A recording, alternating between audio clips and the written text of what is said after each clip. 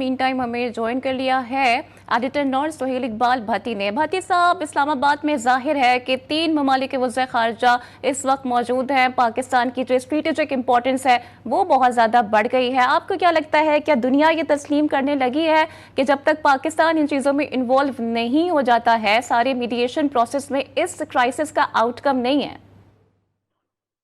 جی بالکل درست point out کیا آپ نے، اور بالخصوص مشرق وسطی میں جاری کشیدگی میں کمی کے لیے اسلام آباد میں نائب وزیر اعظم اسحاق ڈار اور سعودی عرب، مصر اور ترکیہ کے وزراء خارجہ کی ملاقات ہوئی،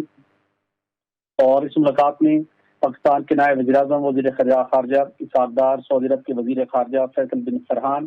ترکیہ کے وزیر خارجہ حقان فیدان اور مصر کے وزیر خارجہ ڈاکٹر بدر عبدالعاطی شریف تھے۔ اس 4 ملک کے وزیر خارجہ کے اجلاس میں خطے میں کشیدگی کی صورتحال اور جنگ بندی سے متعلق امور پر ایک تفصیلی گفتگو ہوئی ہے اس پہلے راؤنڈ میں، اور ذرائع کا کہنا ہے کہ خطے میں امن و استحکام کے لیے مذاکرات اور سفارتکاری سے معاملات حل کرنے کی کوششوں پر بات چیت ہوئی ہے، اور اس کا دوسرا جو اس کا مرحلہ ہے اس مذاکرات سیشن کا، وہ جلد ہوگا، اور خطے کے ممالک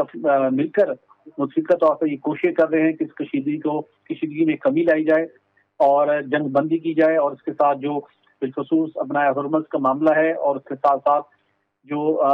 ایک عدم اعتماد کی ممکنہ طور پر فضا پیدا ہو سکتی تھی مزید، اس کو روکا جائے۔ تو اس سلسلے کے اندر اس سٹنگ کو بہت خصوصی اہمیت دی جا رہی ہے۔ بالخصوص پاکستان کا کردار بہت زیادہ اہمیت کا حامل ہے، جہاں پر ایٹ لیسٹ خطے کے ممالک کے اندر اس بات کی ریئلائزیشن تھی کہ اس جنگ کو رکوانا ہے، اور صرف جنگ کو رکوانا ہی نہیں بلکہ جو خطے کے ممالک کی مابین جو ایک صورتحال خراب ہونے کا خدشہ تھا، چونکہ عالمی میڈیا میں گزشتہ 2 روز سے یہ معاملات رپورٹ ہو رہے تھے کہ ایک جانب امریکی صدر ڈونلڈ ٹرمپ نے مذاکرات کے لیے کچھ مطالبات سامنے رکھے اور مذاکرات کا راستہ ہموار بھی کیا، لیکن پیرالل ایران کے اوپر سٹرائکس میں مزید شدت آئی ہے۔ آج بھی ہم دیکھتے ہیں کہ امریکہ اور اسرائیل نے ایران پر اپنے حملوں میں شدت لائی ہے، جس کے نتیجے میں ایران بھی بھرپور طریقے سے جوابی حملے کر رہا ہے۔